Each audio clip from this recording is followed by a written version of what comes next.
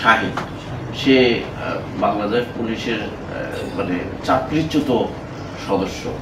তো সে আগেও এই ধরনের ঘটনা ঘটেছে, তার বিরুদ্ধে অনেকগুলো মামলা রয়েছে। উত্তরায় র্যাব পরিচয়ে 1 কোটি টাকা ডাকাতির চাঞ্চল্যকর ঘটনার রহস্য উদ্ঘাটন করেছে ঢাকা মেট্রোপলিটন পুলিশের গোয়েন্দা বিভাগ। রাজধানীর বিভিন্ন স্থানে অভিযান চালিয়ে ডাকাত চক্রের 5 সদস্যকে গ্রেফতার করা হয়েছে। সেনাবাহিনীর অবসরপ্রাপ্ত একজন সার্জেন্ট রয়েছে, নাম হচ্ছে শেখ মোহাম্মদ জালালউদ্দিন রবিউল, বয়স হবে 43-44 মতো। তো সে ক্যাপ্টেন পরিচয় দিয়ে সব জায়গায় চলতো আর কি। উদ্ধার করা হয়েছে নগদ 22,10,000 টাকা, একটি হাইয়েস্ট গাড়ি ও ব্যাংকে গচ্ছিত 12 লাখ টাকা। গত 14 জুন সকালে নগদের ডিস্ট্রিবিউটর আব্দুল খালেক নয়নের কাছ থেকে র্যাব পরিচয় অস্ত্রের মুখে ছিনিয়ে নেওয়া হয় 1,08,00,000 টাকা। টাকা উদ্ধার, গাড়ি উদ্ধার এবং লোক গ্রেপ্তার করার জন্য আমরা ওখানে জানতে পেরেছি 6 থেকে 7 জন লোক গাড়িতে ছিল।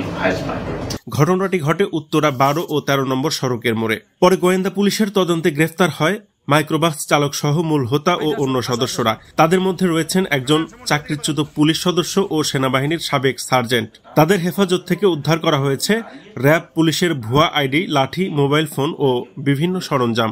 ডিবি বলছে এই চক্রটি র্যাব পুলিশ পরিচয়ে দীর্ঘদিন ধরে ডাকাতি করে আসছিল। নগদের ডিস্ট্রিবিউটরের পার্টনারশিপ হচ্ছে দুজনার, একজন হচ্ছে আব্দুর রহমান ও নয়ন, ওনার বাড়ি কুষ্টিয়া, আর একজন হচ্ছে তারেকুজ্জামান, ওনার বাড়ি হচ্ছে সিরাজগঞ্জ। দুইজন। তো একজন ওই দিন ছুটিতে ছিলেন সিরাজগঞ্জের, যিনি তারেকুজ্জামান সাহেব। আমরা প্রত্যেকে জিজ্ঞাসাবাদ করছি।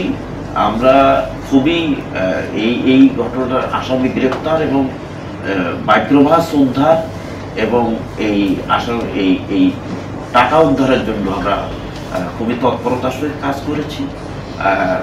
বাকি আরও যেগুলো এটার সাথে কারা কারা জড়িত আছে আমাদের সাসপিশন আছে অনেকের অ্যাগেন্স্টে।